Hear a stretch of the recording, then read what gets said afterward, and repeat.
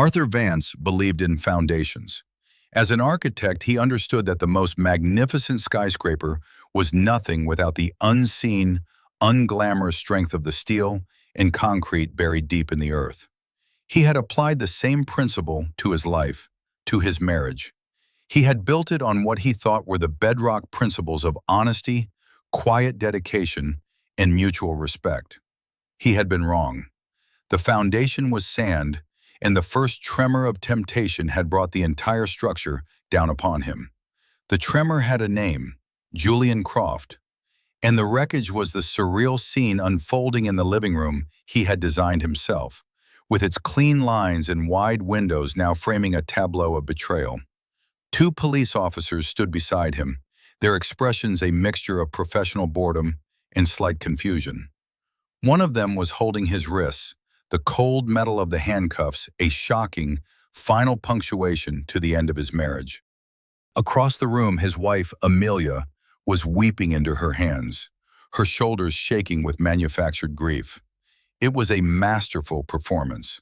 Behind her, leaning against the doorframe with a look of feigned concern that couldn't quite mask the triumphant smirk playing on his lips, was Julian. "I just don't understand what happened," Amelia sobbed, her voice cracking perfectly. "He's always been so quiet. I never thought he could be violent." The officer holding Arthur tightened his grip. "Sir, you need to come with us." Arthur didn't resist. He didn't argue. He simply stood there, his gaze fixed on Amelia. He saw it all with a devastating clarity that felt like ice water in his veins. The carefully rehearsed lines, the strategic placement of a knocked-over lamp on the floor, the faint, almost invisible scratch on her cheek that she had probably inflicted herself with her own fingernail. It was a stage play, and he was the villain being dragged off in the final act. Julian's eyes met his over Amelia's heaving shoulders, and in that fleeting moment, Arthur saw the raw, undisguised truth: contempt, victory, and dismissal. To Julian, and now to Amelia, he was just an obstacle that had been removed. A piece of boring, outdated furniture being hauled away to make room for something new and shiny. Amelia thought she had won. She didn't know the man she just betrayed wasn't the simple, modestly successful architect he appeared to be. She had no concept of the foundations he had truly built, the ones that extended far beyond this house, this quiet suburban street. She had just declared war on a king, mistaking his quiet home for his entire kingdom. Within 48 hours, she would not be celebrating her victory. She would be begging. Have you ever been completely blindsided by someone you trusted? It's a feeling that hollows you out, leaving you questioning everything you thought was real. We'd love to hear from you in the comments. Let us know where in the world you're watching from. This story is a testament to the fact that the quietest people often have the loudest impact, and that true strength is rarely what it seems on the surface. Now, let's see how it all began, how the cracks in the foundation started to show long before the walls came crashing down. It had started subtly, like a change in the weather that you feel before you can name. For 5 years, Arthur and Amelia's life had followed a comfortable rhythm. He worked, she managed their social life. He valued simplicity, she craved spectacle. He drove a sensible sedan, she dreamed of a European sports car. He saw their 3-bedroom home, which he had lovingly designed and built, as a sanctuary. She had begun to call it claustrophobic. These were differences, not yet divides. He believed their love was the bridge that spanned the gap. Then, 6 months ago, Julian Croft had entered their lives at a charity gala Amelia had insisted they attend. He was everything Arthur was not, loud where Arthur was quiet, flashy where Arthur was reserved, extravagant where Arthur was practical. Julian was an independent investment consultant, a title as vague as it was impressive to people like Amelia. He spoke in a booming voice about market trends and offshore opportunities, dazzling a small crowd with jargon they didn't understand but were too intimidated to question. Arthur had watched from the edge of the circle, nursing a glass of sparkling water. He was a man who dealt in tangibles, in stress load calculations, material integrity, and the physics of light and space. He listened to Julian's confident pronouncements and heard only noise. He saw a structure with a grand facade and no supporting columns, a blueprint for collapse. But Amelia was mesmerized. She saw the designer's suit, the expensive watch, the easy confidence that came from a life, she assumed, of unmitigated success. That night, on the drive home, the first hairline crack appeared. "Don't you think Julian is just fascinating?" Amelia had said, her voice alight with an energy Arthur hadn't heard in years. "He's so driven. He really knows how to live." The implication hung in the silent car between them. "Unlike you." Arthur had simply nodded. "He seems very confident." "Confident? Arthur, he's brilliant. He was talking about creating his own fund. He says the key isn't working hard, it's making your money work for you." She looked out the window at the modest houses of their neighborhood.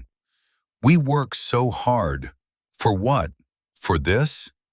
Arthur didn't say what he was thinking, that he found a deep, profound satisfaction in his work, in creating something real and lasting. He didn't say that the "this" she dismissed with such casual disdain was a life he had carefully constructed to be stable, peaceful, and free from the very anxieties that kept men like Julian awake at night. He had wanted their life to be about them, not about the things they owned. He was beginning to realize he might be the only one in the marriage who felt that way. The dinner with her parents a month later was the moment the crack widened into a fissure. Richard and Eleanor Sterling had always treated Arthur with a polite but palpable condescension. They were old money, or at least they cultivated the appearance of it, and they had never quite approved of their daughter marrying a man who worked with his hands, even if it was designing million-dollar homes for other people. They saw him as staff, not as family. This time they had invited Julian. The conversation was a slow, agonizing performance of Arthur's erasure. Richard, a man whose own business ventures had been quietly propped up by his wife's inheritance, spoke to Julian as an equal. They discussed stocks, tax shelters, and the vulgarity of the newly rich, with the unshakable hypocrisy of those who have never had to earn their own security. Arthur's attempts to join the conversation were met with blank stares or brief, dismissive nods before they turned back to Julian. "Arthur is designing a new community library," Amelia offered at one point, a desperate attempt to include him. Richard had looked at him over the rim of his wineglass. "A library? How quaint. Still drawing your little pictures, are you, Arthur? I suppose someone has to." Julian had chuckled, a low, condescending sound. "Don't be so hard on him, Richard. Public service is a noble calling. For those who can't cut it in the real world, that is." The insult was so blatant, so perfectly aimed, that the table fell silent for a moment. Arthur felt Amelia's eyes on him, and he knew what she wanted. She wanted him to fight back, to rise to the bait, to prove he was the kind of man Julian pretended to be. She wanted a lion, but she had married a man who saw no honor in roaring at hyenas. Arthur picked up his water glass, his movements calm and deliberate. He met Julian's gaze. "There's a great deal of satisfaction," he said, his voice even and measured, "in building something that will serve 1,000 people long after you're gone, rather than just serving yourself." He then turned his attention to his plate, a clear signal that the conversation for him was over. It was the wrong move. In Amelia's eyes, his calm was weakness, his dignity was surrender. Later that night, the argument they had been avoiding for months finally erupted. "Why do you let them talk to you like that?" she had demanded, pacing their bedroom. "My father, Julian, they walk all over you and you just sit there." "There was nothing to be gained by escalating it," Arthur said calmly, unbuttoning his shirt. "Nothing to be gained?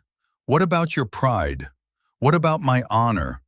Do you know how it feels to sit there while the man I'm with is treated like a child?" "I am not a child, Amelia. and my pride is not dependent on the opinions of men like your father or Julian Croft. Oh, of course not. You're above it all, aren't you? Saint Arthur in his temple of moral superiority, while I'm the one who has to live in the real world, a world where people respect strength, not whatever it is you do. He had stopped, his shirt half undone, and looked at her. Really looked at her. He saw a woman he barely recognized. Her face was flushed with an anger that felt disproportionate, an anger fueled by something deeper than a ruined dinner party. It was the anger of profound, soul-deep dissatisfaction. "What is it you want, Amelia?" he asked, his voice softer now. "I want more," she cried, her voice breaking. "I want a life. I want to be the woman Julian sees when he looks at me. Powerful, elegant, important. Not the wife of a man who is content to build libraries and drive a 4-year-old car."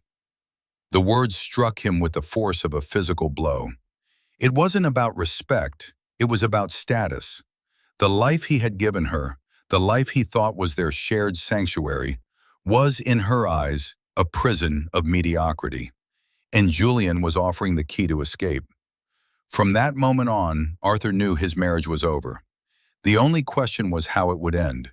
He began to make preparations, quietly, methodically.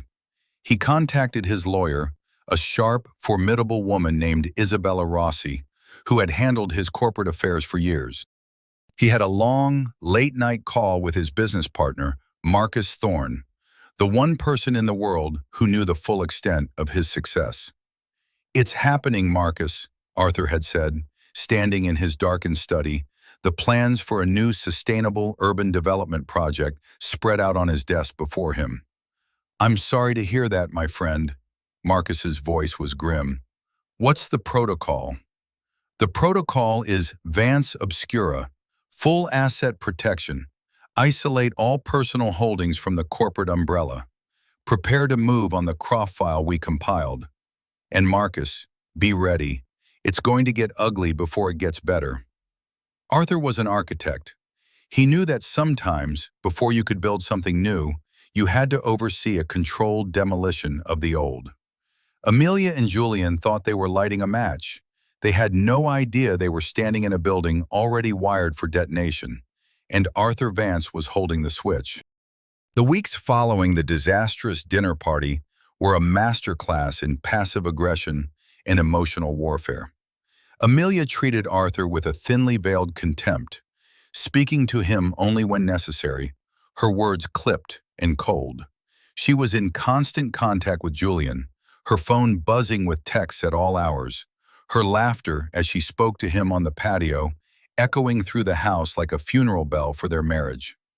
Julian, for his part, began to appear at the house more frequently, always under the guise of visiting Amelia when Arthur was supposedly at work. He'd arrive in his leased silver Porsche, a car that seemed to scream for attention, and would walk through Arthur's home as if he already owned it. Arthur observed it all with a preternatural calm that infuriated them both. They mistook his silence for weakness, his patience for defeat. They couldn't comprehend that he wasn't reacting because he was too busy acting. While they were plotting to take his house, he was ensuring they had no ground to stand on. His little projects at the office were, in reality, marathon sessions with Isabella and his accounting team. He worked with the same meticulous precision he used to design a skyscraper, restructuring his assets, moving funds, and creating firewalls between his personal and corporate entities. The Vance Thorne Architectural Group was not just a successful firm, it was a global powerhouse, with holdings in commercial real estate, sustainable technology, and urban development projects on 3 continents. The modest life Arthur led was a deliberate choice, a personal philosophy. It was also a test, one he now knew his wife had failed in the most spectacular fashion. The Vance Obscura Protocol was a contingency he and Marcus had designed years ago, a corporate shield for just such a personal crisis. It was a series of legal and financial maneuvers that would make Arthur Vance, the individual, appear to be a man of modest means, while securing the vast majority of his wealth under the impenetrable fortress of the corporation. His salary was paid into a personal account. His dividends, his investment profits, his true net worth, they all flowed into corporate holdings Amelia had never even known existed. The house they lived in, the car he drove, they were corporate assets leased to him for personal use. A detail he had never bothered to mention, because in a marriage built on trust, such details shouldn't matter. One afternoon, Arthur came home early to retrieve some blueprints and found Julian in his study. Julian wasn't just waiting, he was sitting in Arthur's chair, his feet propped up on Arthur's desk, casually flipping through a leather-bound journal where Arthur sketched his private ideas. It was an invasion, a calculated act of dominance. Julian looked up, not with surprise, but with a lazy, arrogant smile. "Hey, Art, just keeping your seat warm." Arthur felt a cold, sharp spike of anger, but he let it pass. An emotional reaction was what Julian wanted. "That's my personal journal, Julian." Julian closed it slowly, his eyes mocking Arthur. "Is it? Sorry, look like a doodle pad. You know, Amelia and I were just talking about this room. It's got good bones, but the whole aesthetic is so dated. We were thinking of knocking out that wall, opening it up." The sheer audacity of it was breathtaking. They were redecorating his life before he was even out of it. "This house is not yours to redesign," Arthur said, his voice dangerously quiet. Julian swung his feet off the desk and stood up, puffing out his chest. He was slightly taller than Arthur, and he used it to try and intimidate him. "Look, let's just be honest here, you and me. It's over between you and Amelia. She wants a man who can give her the world, not just a blueprint of it. She's staying here, in this house. So why don't you make it easy on everyone, pack a bag and just go?" Arthur held his gaze. "The only person who will be leaving is the one who doesn't belong here." He walked to his desk, picked up his journal, and turned to leave. His lack of fear, his refusal to be baited, seemed to unnerve Julian more than any shouting match could have. This confrontation, Arthur knew, was the catalyst. Julian's ego had been pricked. He would now pressure Amelia to accelerate her plans. Arthur could feel the endgame approaching. That evening, he sat in his car, a block away from his own home, and made a final call to Isabella. "They're going to make their move tonight or tomorrow," he said. "The domestic disturbance angle. It's the quickest way to get a temporary restraining order and have me removed from the house. The moment you're detained, you call me." Isabella's voice was crisp and efficient. "Don't say a word to anyone else. I have a team on standby. The countersuit for defamation and the fraud complaint are drafted and ready to file. We'll have the asset freeze in place within 3 hours of your call. And the eviction notice for the property? It will be delivered by a process server 48 hours from now, to the minute." "Good," Arthur said. He hung up, a profound sadness washing over him. He was about to surgically dismantle his own life. It was necessary, it was just, but it still felt like a death. He drove the final block home, walked through his front door, and prepared himself for the final, ugly act of his marriage. He didn't have to wait long. The next evening, it happened. Amelia initiated the argument over a triviality, a bill she claimed he had forgotten to pay. Her voice was shrill, her accusations wild and unhinged. It was a performance for an unseen audience. Arthur remained calm, refusing to engage, which only made her escalate. He could hear the front door open quietly. Julian had arrived to be her witness. "You don't care about me. You never have," she shrieked, her eyes darting towards the hallway where Julian was hiding. "You just want to control me." She picked up a ceramic lamp from an end table. For a horrifying second, Arthur thought she was going to throw it at him. Instead, she hurled it to the floor, where it shattered into 100 pieces. Then she screamed, a piercing, terrified sound that was utterly convincing. As if on cue, Julian rushed into the room. "Amelia, are you all right? What did he do? He put his arm around her, positioning himself between her and Arthur. Amelia collapsed into him, sobbing. He went crazy. He pushed me. She looked at Julian, her eyes wide with fake terror, and then drew a sharp fingernail across her own cheek. A quick, almost imperceptible movement. A thin red line appeared. He hit me. It was so ludicrous, so utterly false, that Arthur could only stare in disbelief. It was at that moment that he heard the sirens. They had called the police beforehand. They had timed it all. The rest was a blur of practiced lies and calm, collected dignity on his part. Amelia gave her statement, punctuated by sobs. Julian gave his, a concerned, heroic witness. The police, faced with a crying woman, a broken lamp, and a scratch on her face, followed procedure. As they led him out past the smirking face of Julian Croft and the tear-streaked, triumphant face of his wife, Arthur focused on a single thought. It was a principle of architecture, a law of physics. For every action, there is an equal and opposite reaction.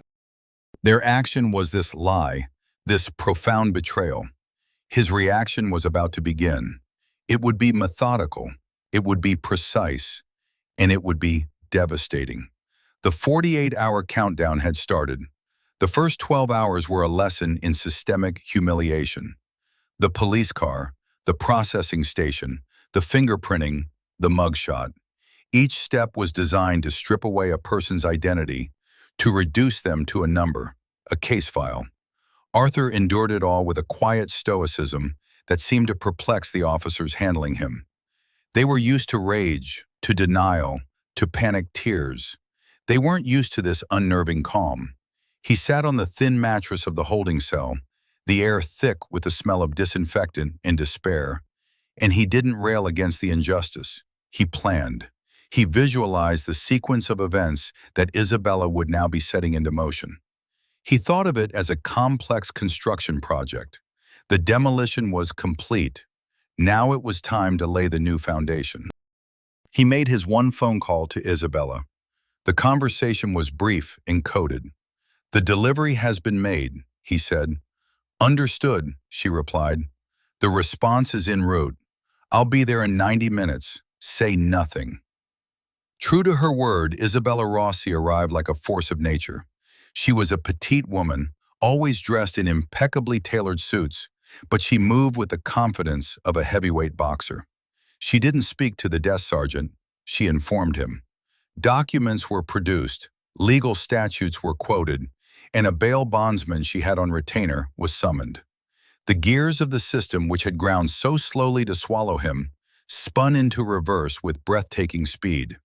The baselessness of the charge, combined with Arthur's complete lack of any prior record and Isabella's ferocious efficiency, meant that by the 10th hour, Arthur Vance was walking out of the precinct, the early morning sun just beginning to lighten the sky. The charges, Isabella assured him, would be formally dropped by the end of the day, and the temporary restraining order Amelia had been granted would be vacated. "Where to?" Isabella asked as they got into her waiting town car. "Take me to the Meridian," Arthur said. Isabella raised an eyebrow. "Not going home?" "It's not my home anymore," he said, looking out the window as the city awakened. "It's just a property, and its tenants are about to be in breach of contract." The Meridian was a sleek, impossibly elegant residential skyscraper that pierced the clouds in the heart of the financial district. It was one of the Vance Thorne Group's signature projects, an award-winning marvel of sustainable design and luxury living. Arthur didn't go to the lobby. The car took him to a private underground entrance, and a dedicated elevator whisked him directly to the penthouse suite. It was a space Amelia had never seen, a place he had kept for himself, a sanctuary of glass, steel, and light, with a panoramic view of the entire city. It was his real home. From a minimalist desk overlooking the urban sprawl, Arthur began his counteroffensive. Marcus Thorne was already there, a tablet in hand, a grimly determined look on his face. "The markets are about to open, Arthur," Marcus said. Ready to make it rain? Arthur nodded. Let's start with Mr. Croft.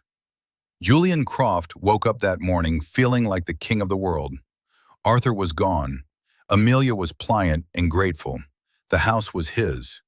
He made coffee in Arthur's kitchen, wearing one of Arthur's robes, and sat down at the dining table to check the pre-market buzz on his laptop. He was finalizing a new investment fund, his masterpiece, the venture that would finally make him legitimately wealthy, not just a man who was good at pretending to be. His entire strategy rested on a single, massive seed investment from a European firm called Argentum Capital. They had been vetted, they were enthusiastic, and their wire transfer was due to hit his account by noon. At 9:01 a.m., his phone rang. It was his contact at Argentum. Julian, the man's voice was strained. We have a problem, a major one. What problem? Julian laughed. The money is coming today, right? No, the money is not coming. Not today, not ever. Our board had an emergency meeting this morning. They've invoked a material adverse change clause. We're pulling our investment. Julian felt the blood drain from his face. What? Why? What adverse change? The market is stable. It's not the market. It's you, Julian. Information has come to light about your past ventures, the bankruptcies in Delaware, the SEC investigation you settled out of court. It's all been laid out for our compliance department in a very thorough, very professional dossier. Where did they get that? Who sent it? Julian was sputtering, his mind racing.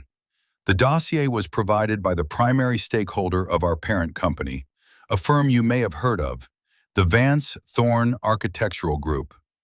The name hit Julian like a physical blow. It didn't make sense. Arthur Vance was a nobody, a small-time architect. He drew libraries. It had to be a coincidence. But deep in his gut, a cold dread began to bloom. He spent the next 2 hours making frantic calls. His other smaller investors, spooked by the withdrawal of Argentum, began to pull out as well. His fund was collapsing before it had even launched. The house of cards, built on charm and deception, was being blown down by a hurricane he couldn't see. Meanwhile, Amelia was on her own victory tour.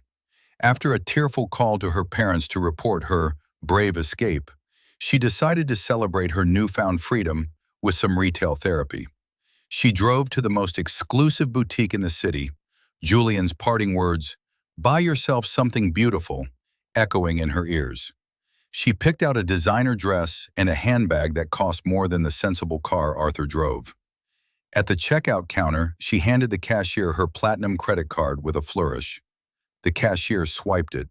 A moment passed. She swiped it again. "I'm sorry, ma'am," the cashier said, her voice betraying a hint of pity. "It's been declined." Amelia flushed. "That's impossible. Try it again." Declined. Slightly flustered, she produced another card, a debit card for their joint checking account. "Use this one." The cashier tried it. "This one as well. It says the account has been frozen." Now it was more than just embarrassment. It was panic. She excused herself, her face burning with shame, and rushed outside to call the bank. The automated system was no help. She finally got through to a customer service representative who put her on hold for an eternity. "Yes, Mrs. Vance." The woman's voice was coolly professional when she returned. "I see the issue. A judicial order was placed on all your joint assets this morning at 9:15 a.m., pending an investigation into significant and irregular withdrawals over the past 6 months. The account is frozen until the investigation is complete. I'm sorry, there's nothing more I can tell you." Significant and irregular withdrawals. She thought of the spa days, the expensive lunches with friends, the loans she had given Julian to help him get his fund off the ground. It was all there. Arthur was not just a victim, he was fighting back. The realization chilled her to the bone. When Julian returned to the house that afternoon, his face was a mask of pale, sweaty fury. He stormed past her, ignoring her questions, and went straight to the study, where he began throwing papers around. "What is it? What's wrong?" Amelia asked, following him. "It's all gone," he yelled, turning on her. "Argentum pulled out. Everyone pulled out. I'm ruined. This is somehow his fault. Vance! He must have done something." "How could he?" Amelia cried. "He's just an architect. He was in jail." As if in answer, the doorbell rang. It was a process server, a tall, impassive man in a suit who handed Amelia a thick envelope. Her hands trembled as she opened it. Inside, layered with legal jargon, the message was brutally simple. The property at 14 Elm Street was not the personal property of Arthur Vance. It was wholly owned by the Vance Thorne Architectural Group and was provided to him as part of his executive compensation package. The letter went on to state that due to the filing of a malicious and defamatory false police report by an occupant in violation of the residency agreement's moral turpitude clause, the lease was terminated. All occupants were instructed to vacate the premises within 24 hours, at which point the locks would be changed and any remaining possessions would be considered abandoned. Amelia read it twice, then a third time, the words swimming before her eyes. It was a checkmate. They hadn't just been outmaneuvered, they had been playing a completely different game from the start, and they had never even understood the rules. The foundation of her new life, the very house she was standing in, had just been ripped out from under her. Julian stared at the document over her shoulder, his bravado completely gone, replaced by the slack-jawed look of a man who has just seen a ghost. The 24 hours that followed were a descent into a quiet, desperate hell. The bravado and arrogance that had defined Julian and Amelia's partnership evaporated, replaced by a toxic cocktail of fear, blame, and recrimination. They argued in bitter, hushed tones, the grand house that was no longer theirs mocking them with its silence. Julian, stripped of his financial facade, was revealed to be little more than a petulant, terrified man-child. He blamed Amelia for everything, for not knowing about Arthur's real situation, for pushing the arrest so quickly, for being so stupid. Amelia, in turn, saw Julian for what he truly was, a parasite who had attached himself to what he perceived as her future wealth. Without the house and the money, he looked at her with undisguised contempt. The romantic hero who was going to give her the world was now just a broke, angry man pacing in a living room that would soon be locked. Her parents were no help. When Amelia called them in a panic, their initial sympathy quickly curdled into horror, and then detachment when they realized the money and status they had coveted through her were gone. "Well, Amelia," her father had said, his voice cold and distant, "it seems you've made your bed. You hitched your wagon to that Croft fellow, and now you have to deal with the consequences." The unspoken accusation was clear. You chose the wrong horse, and now you have nothing to offer us. By the morning of the second day, Amelia was broken. Julian had packed a small bag while she was sleeping and disappeared, his silver Porsche gone from the driveway. He had left a short, cruel note on the kitchen counter. "Good luck. You're on your own." She was alone, with no money, no home, and a future that had collapsed into ruin. There was only one person left to turn to. There was only one person who held all the cards. Finding Arthur was a humbling ordeal. She assumed he would be staying at a cheap motel, licking his wounds.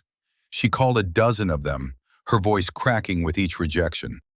Finally, in a moment of sheer desperation, she searched for Vance Architectural Group. The result stunned her. It wasn't a small firm in a suburban office park. The top result was the Vance Thorne Tower, the gleaming skyscraper at the heart of the city. Her husband's name was on a building that defined the skyline.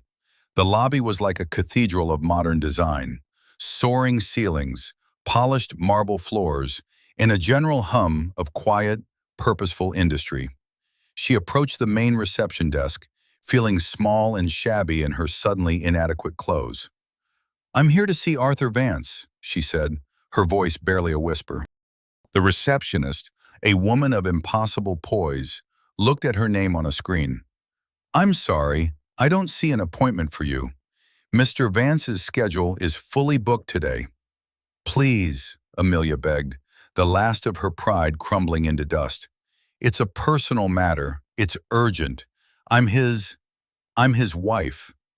The receptionist's expression flickered with something, pity perhaps, or professional discretion. She spoke quietly into her headset. A moment later, a man in a sharp suit appeared. It was Marcus Thorne. He looked at her not with anger, but with a profound, weary disappointment. "Amelia," he said, his voice low, "he will see you. Follow me." He led her through a labyrinth of glass-walled offices and hushed conference rooms to a private elevator. The ride to the top floor was silent. The doors opened directly into Arthur's office, and Amelia felt the last of the air leave her lungs. It wasn't an office, it was a kingdom. The space was immense, occupying the entire corner of the building, with floor-to-ceiling windows offering a godlike view of the city below. The furniture was minimalist and elegant, the walls adorned not with awards, but with original architectural sketches and stunning black-and-white photographs of finished projects from around the world. And there, behind a vast desk made of a single piece of reclaimed timber, sat Arthur. He wasn't wearing his usual simple button-down shirt. He was in a perfectly tailored dark gray suit, his posture radiating an authority she had never seen before. He wasn't angry. He wasn't smirking. He simply looked at her with a calm, analytical gaze, as if she were a design problem he was about to solve. He held a simple, elegant fountain pen in his hand, turning it over and over in his fingers. "Amelia," he said, his voice the same quiet, measured tone she had always known, yet it now carried the weight of the empire around them. "You wanted to see me." She burst into tears, the genuine ragged sobs of a person who has lost everything. "Arthur, I'm so sorry," she choked out, taking a few stumbling steps into the room. "It was all a mistake. It was Julian. He manipulated me. I never meant for any of this to happen. Please, you have to stop this. I have nowhere to go. I have nothing." Arthur gestured to the chair opposite his desk. She sank into it. He waited patiently for her sobs to subside, his silence more powerful than any accusation. When she was finally quiet, sniffling and wiping her eyes, he leaned forward, placing the pen carefully on his desk. "There is no this to stop, Amelia," he began, his voice devoid of malice but filled with an unshakable finality. "There are only consequences. Actions have consequences. It is the most fundamental law of the universe, as true for physics as it is for people." He picked up a thin file from his desk. "I have here a list. I find lists helpful. They provide clarity." He opened it. "Let's review. 6 months ago, you began an emotional, and I suspect physical, affair with Julian Croft. You mocked my work, my values, and my life. You called the home I built for us a prison." He looked up from the page, his eyes locking onto hers. "At a dinner with your parents, you sat in silence while Julian and your father publicly humiliated me. You called my dignity weakness. You said you wanted a man who could give you the world. It seems Julian's world was significantly smaller than advertised." Amelia flinched as if struck. "You then conspired with him to have me forcibly and falsely removed from my own home. You filed a police report containing malicious lies, lies that could have resulted in a criminal record, potentially damaging my professional licenses. You didn't just want a divorce, Amelia. You wanted to destroy me on your way out the door, to ensure you got everything and I was left with nothing." He paused, letting the weight of his words fill the vast, silent office. "You speak of manipulation," he continued, his voice dropping even lower, becoming even more intense. "But you were not a passive victim. You were an active and enthusiastic participant. You wanted what he promised you, and you were willing to sacrifice my life, my freedom, and my reputation to get it. The only mistake you made was in your assessment of the assets. You thought this house," he gestured vaguely out the window towards the distant suburbs, "was the prize. You thought my savings account was the treasury." He stood up and walked to the floor-to-ceiling window, his back to her. He looked down at the city spread out before him like a map. "I kept my success quiet for a reason, Amelia. I've seen what wealth does to people, how it warps them. I wanted a partner who valued the foundation, not just the facade. I wanted to be loved for the man who designs libraries, not for the man who owns the company that builds skyscrapers. It was a test of character. And you, your parents, and Julian Croft, you all failed, spectacularly." He turned back to face her, the final, quiet bomb. "So no, I will not stop the consequences. You will leave the house. The accounts will remain frozen until my lawyers have accounted for every dollar you misappropriated. The defamation suit against you and Mr. Croft will proceed. You wanted a different life, Amelia. Now you have one.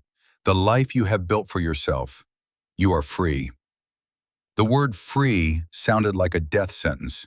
She stared at him, the man she had lived with for 5 years, and realized she had never known him at all. She had looked at a mountain and seen only a stone. The aftermath was not a swift, dramatic collapse, but a slow, grinding erosion. For Amelia, the freedom Arthur had granted her was the freedom to be destitute. Her parents, after a single, disastrous attempt to appeal to Arthur's better nature, cut her off completely. Their confrontation had been even more brutal than hers. Arthur, armed with meticulously kept records, had met them in his lawyer's office. He had listened patiently as Richard Sterling blustered about family, forgiveness, and the terrible influence of Julian Croft. He had watched as Eleanor wept, speaking of her daughter's terrible mistake. When they were finished, Arthur had simply slid a folder across the table. "This is the file on the Sterling Trust," he said calmly. "The trust your father established after his business failed a decade ago. The trust that has been paying your mortgage and all of your living expenses ever since." Richard scoffed. "That trust is my family's money. It has nothing to do with you." "On the contrary," Isabella Rossi interjected, her voice sharp as steel. "The Sterling Trust was a shell.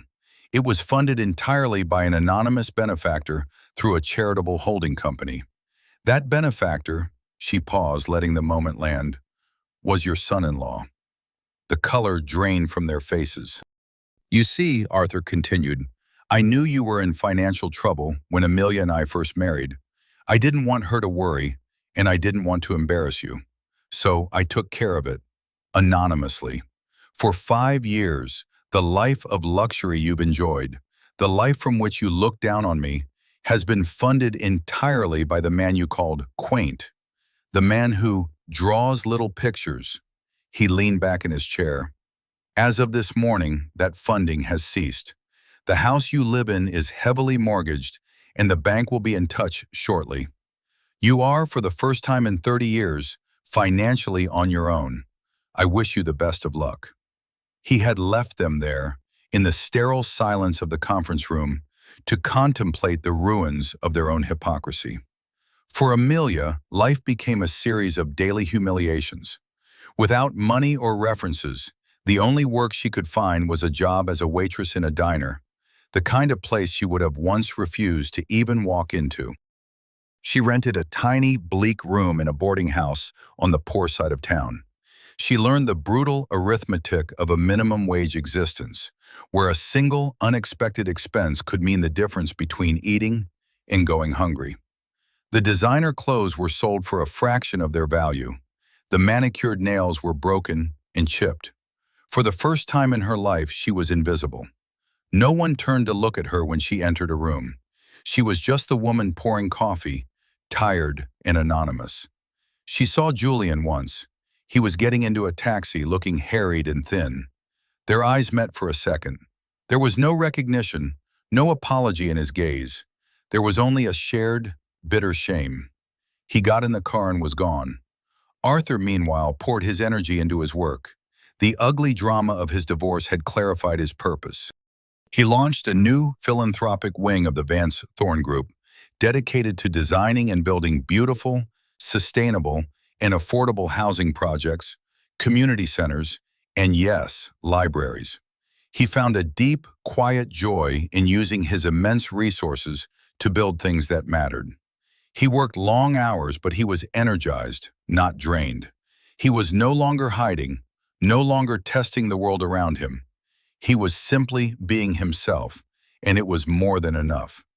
Several months later, he was visiting the construction site of a new youth center in the very neighborhood Amelia now lived in.